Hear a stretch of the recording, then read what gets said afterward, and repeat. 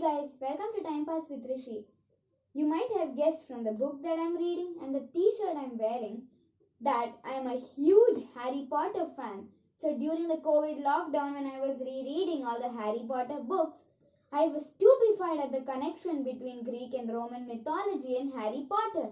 So I thought, why don't I make a video about that? So here I am giving you the connections between Greek mythology and Harry Potter. Hope you enjoy. So, reference number 1. Cerberus and Fluffy. In Greek mythology, Cerberus is a three-headed dog who guards the gates of the underworld. He is calmed by the music of the lyre. Only few heroes have succeeded in overcoming him. Some of them are Heracles or Hercules and Orpheus. Now we switch to the Harry Potter side of it. Fluffy. Fluffy is Hagrid's three-headed pet dog who guards the Philosopher's Stone. He too is put to sleep by music. Another interesting point is that Fluffy guards the Philosopher's Stone, which is somewhat the key to eternal life, right? When Cerberus guards the gates of the underworld, which prevents the souls of the dead from getting a new life. Now we jog to Minerva and Minerva McGonagall.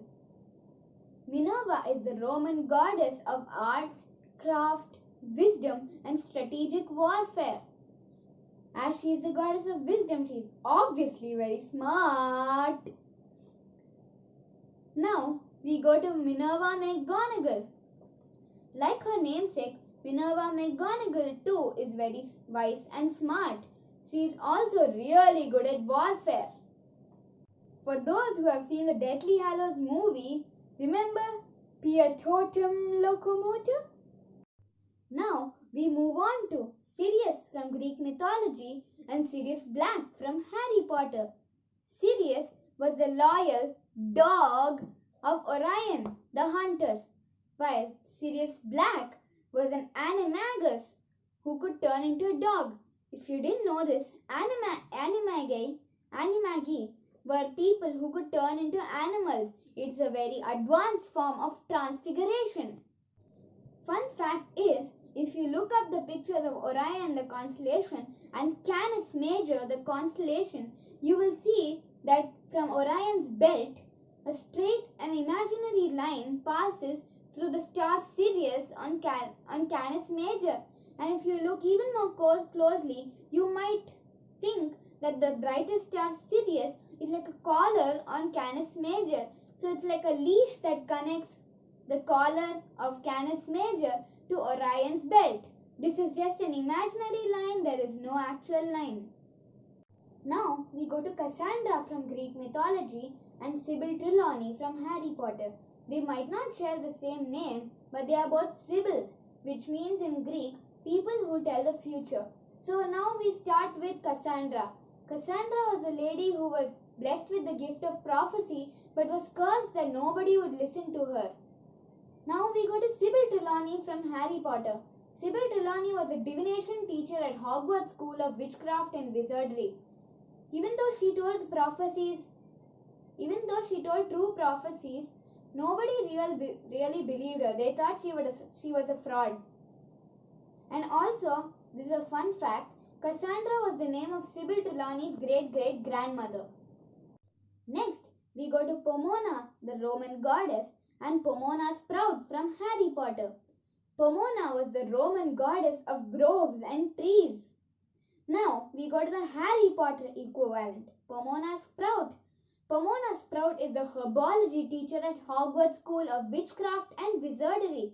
It makes sense to name the herbology teacher Pomona, doesn't it? Because Pomona, groves, trees, Pomona, herbology, get it? Now we switch to Argus from Greek mythology and Argus Filch from Harry Potter. Argus from Greek mythology is Hera's 100-eyed guard. The only one person, not even person, it was a god. The only one person, should I still say person? But anyway, the only one god to get past Argus was Hermes or Mercury, the god of tricksters and thieves. Hermes told Argus such long and boring stories that Argus promptly dozed off. Well, I can't blame him. I doze off too with long and boring stories. Then Hermes killed Argus with his sword. Next, we go to Argus Filch from Harry Potter. Argus Filch from Harry Potter is a caretaker of Hogwarts School of Witchcraft and Wizardry. His cat, Mrs. Norris, serves as his extra eyes, reporting scenes of trickery to her master, Filch. Now we move on to Remus from mythology and Remus Lupin from Harry Potter. Remus is the founder of Rome, which became one of the greatest and biggest empires in the world. Now, when we observe the picture, we see that there's a wolf and two babies. One of the babies is Remus and the other is his brother Romulus. And the wolf is the wolf goddess Lupa, who took care of the babies after they were washed ashore on the Tiber River. Now, let's move on to Remus Lupin from Harry Potter. Remus Lupin is a werewolf. Lupa, wolf, Lupin, werewolf. Get it? Anyway, and also in the Deathly Hallows book in the radio program Potter Watch, he assumes the name of Romulus to disguise himself. And we also know that Romulus is the brother of the original Remus. So there's a connection over there. Now we go to the Sphinx from Greek mythology and the Sphinx from Harry Potter. The Sphinx from Greek mythology asked you a riddle, and if you didn't answer it, it ate you. The Sphinx asked the following riddle to the hero Oedipus. What creature walks on 4 legs in the morning, 2 legs in the afternoon, and 3 legs at night? The answer is the man, because in the dawn of his life, he crawls on all 4s. In the middle of his life, he walks on his own 2 legs. And at the end of his life, when he is old, he walks on 3 legs, that is 2 legs and 1 supported with a cane.